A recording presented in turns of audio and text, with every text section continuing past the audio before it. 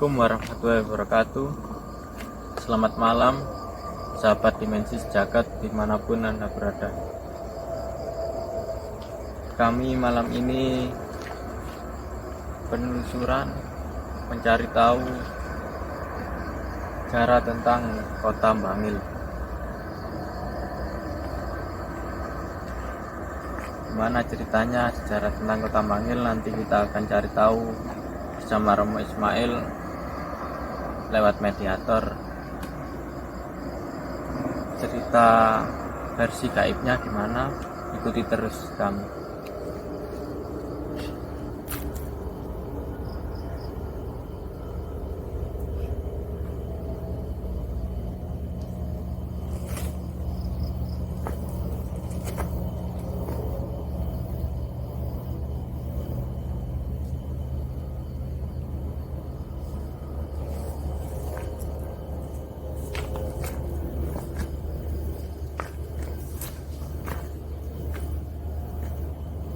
Assalamualaikum. Waalaikumsalam.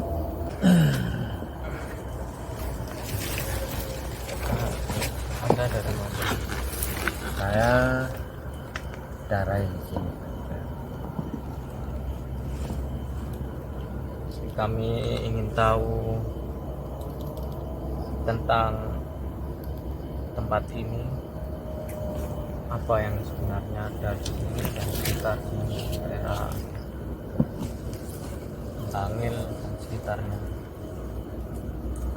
Di tempat ini banyak penghuni. Di sebelah sini ada kerajaan Goib. Bab masalah sejarah kampung sini baik-baik saja, aman, dan sejarah di kota Bangil, memang Bangil punya sejarah. Apa itu? Bisa diceritakan? Sejarah itu ada sejarah Islam, ada sejarah Jawa, ada sejarah masalah kota, daerah, pedesaan, perkampungan. Tuh, mulai dari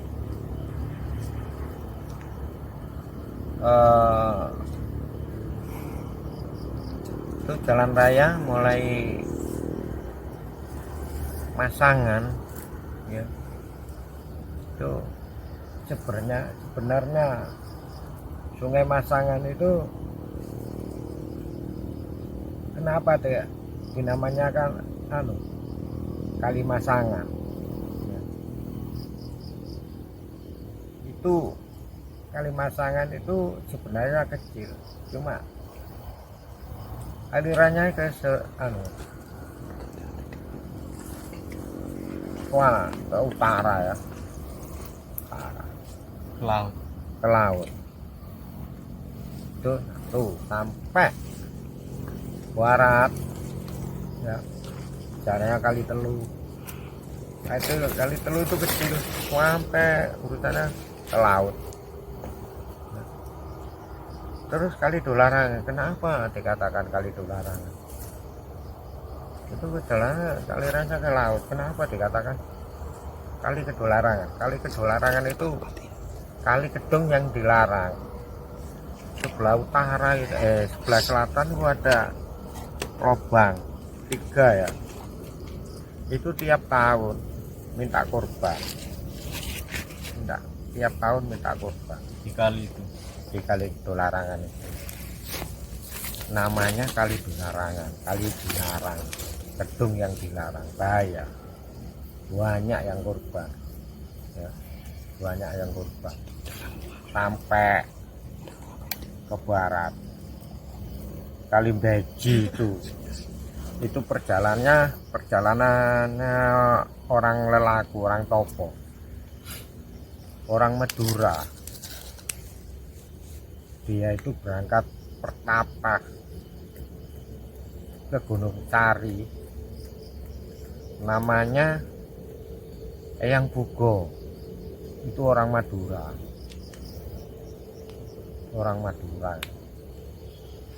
di daerah Bangil dulunya itu laut, pesisir itu di Gunung Sari itu pesisir. Tuh. Kenapa kok di Sabdo nama orang yang sakti-sakti dulu, kenapa? Supaya manusia bisa bekerja. Kalau di sini laut, semua laut, manusia tempatnya di mana? Orang Madura itu namanya yang itu perjalanannya ke Madura sampai ke Gunung Sari, ke Mbah daerah Dawai Abioso. Mbah daerah Abioso itu yang kuasa di Gunung Sari Kemarin lah. Itu aslinya Mbah Dawa Abioso itu orang dari sana, dari mana? Banten. Loh, kenapa di Gunung Sari batunya longsor semua seperti geluduk ya, seperti geluduk. Orang Madura itu sih semua ke Gunung Sari, dengarnya itu seperti geluduk. Loh, kenapa orang yang terdekat itu enggak dengar? Karena ada hubungan antara Eyang Bugo sama Mbah Dara Abioso. Itu perjalanannya yang Bugo. Justru yang jauh dengar. Yang jauh dengar. Kenapa yang jauh dengar? Yang dia lelaku ya, lelaku itu sampai ke Gunung Sari perjalanannya. Nah, kali di Beji itu tempatnya perjalanannya yang Bugo. Dia dulunya itu airnya banyak ya, terus di Sabdo sama orang sakti airnya tidak ada, sat dia itu yang Bugo menjelma menjadi bajul putih ya, bajul putih. Mulai kali Beji itu ya sampai ke sana di hutan laut gitu, sampai ke Gunung Sari. Loh, kenapa Gunung Sari dibuat airnya pengobatan? Di situ itu ada sumber asin. Sumber asin itu hubungannya ke pantai selatan. So, kalau mungkin orang betapa di situ, kalau keterima ke pantai selatan gitu. Enggak, gini, kalau orang sakit nggak bisa jalan, jompo atau gimana, atau gatal-gatal semua penyakit, dia mandi di sumber asin itu. Insya Allah dia tak yakin, insya Allah dapat monggo di situ. Karena apa sumber asin itu? Itu air kencingnya jarannya Dewi Semanggi di pantai selatan. Minumnya kudanya itu di sumber Gua Kodok pantai selatan. Itu ada sumber namanya air suci. Itu dibuat minumnya kudanya Dewi Semanggi. Sampai sekarang dibangun buat mandi, buat minum. Orang Oleh warga situ. Nah, orang warga lagi kampung sini ada sangkut pautnya sama Pak Sakera. Pak Sakera itu dibujuk. Siapa yang bujuk? Bacanya sendiri. Yang bujuk itu hanya sendiri. Kenapa? Kok bacanya mau bujuk? Karena sama Londo itu diopai, Dirayu. dirayu siapa yang tahu tempatnya Pak Sakera, saya kasih uang. Dulunya Pasuruan itu bukan Pasuruan, pasar uang. Karena apa? Dulu Belanda mencari Pak Sakera itu tidak ketemu. Yang tahu itu satu Pegurot sama Pak Sakera. Siapa yang tahu Pak Sakera, saya kasih uang. Pada waktu itu ada yang tahu Sepegurot sama Pak Sakera. Akhirnya dikasih uang sama Belanda, dicawarkan uang.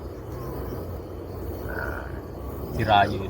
akhirnya dia dinamakan pasar uang.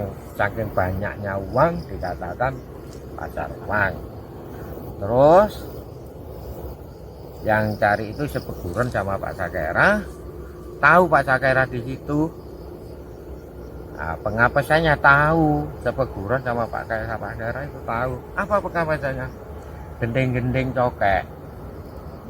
Dia itu mau nari cokek gini. Akhirnya tembak sama Belanda. Bukan yang bunuh, bukan Sepeguron, Belanda. Dibikinkan peluru dari emas.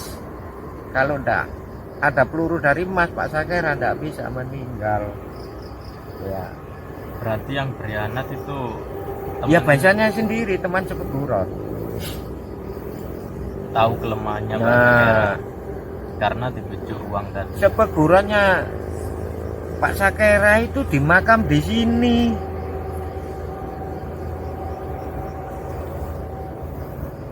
Makanya di sini. Lah, ini makanya itu makam tua semua ini.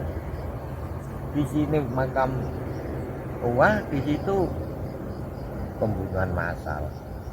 Cuma di sini ada pecahan tua. Cuma di kampung sini ada sangkutnya sejarah temannya Pak Sakera, Sepeguronnya Pak Sakera. temannya berarti dimakam di sini. Di makam di sini ya, Pak Sakera Semaun, temannya Semaun di sana daerah Candi ya, dari ke selatan ke barat.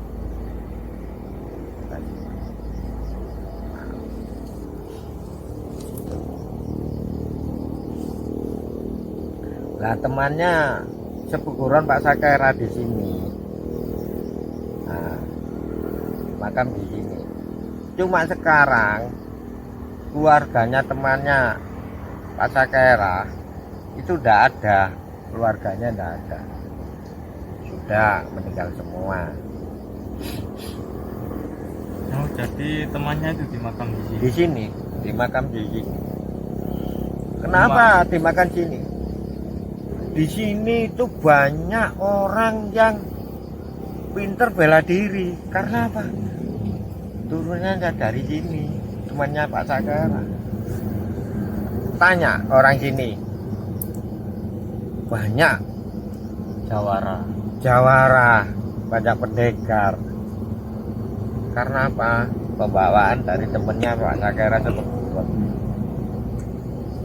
Cuma sekarang nggak ada yang tahu kalau temannya dimakam di sini. Ya, yang tahu tuh orang yang tua-tua, umurnya 90 atau 100 itu bisa menceritakan masalah ini. Tuh. Kalau makamnya Pak Sakera itu di mana itu? Itu di umum, jalan umum, di makam umum. Sebelah sungai itu. Nah, sebelah timurnya sungai kecil itu. Jadi Pak Sakera kalau nggak ditembak peluru yang dibuat Dari emas, dari emas nggak bisa meninggal. nggak bisa meninggal. Karena apa? Dia yang Sepeguronnya yang beritahu, Tahu kelemahannya. tahu pengapesannya Pak Sakera. Memangnya Pak Sakera tuh anti Belanda. Memang membela warga Indonesia. Ya, ya istilahnya apa ya, pahlawan nah, itu perjuangkan kemerdekaan.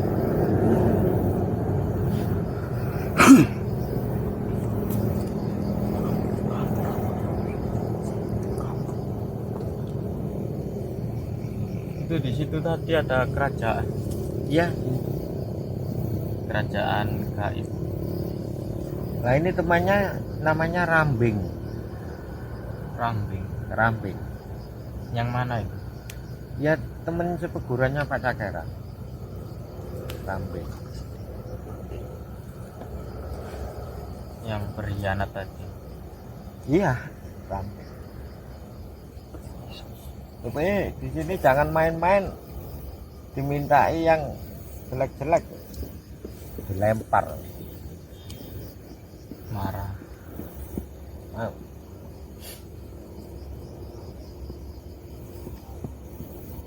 ya memang pembawaan dari Rambing ini memang di desa sini banyak yang jawara, pendekar.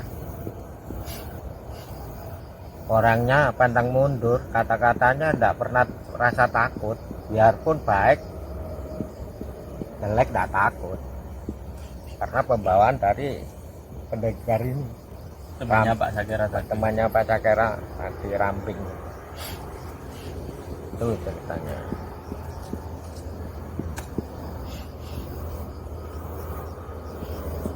Ya udah, terima kasih.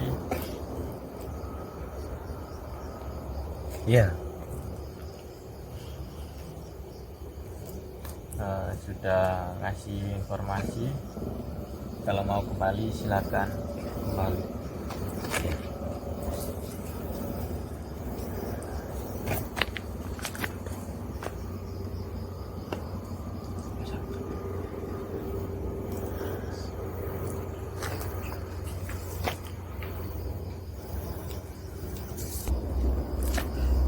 Alhamdulillah, malam ini kita mendapat informasi ternyata tempat ini makam teman seperjuangan di zaman Pak Cakera dulu. Sayangnya teman Pak Cakera ini berkhianat karena dirayu oleh Belanda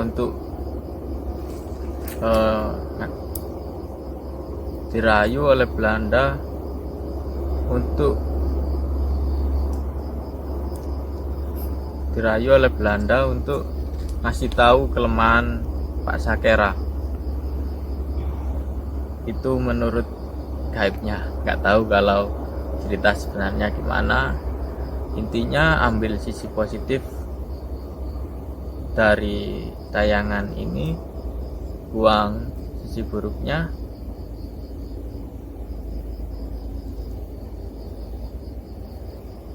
Dan dukung channel kami dengan like, comment, share, dan subscribe. Terima kasih. Assalamualaikum warahmatullahi wabarakatuh. Selamat malam.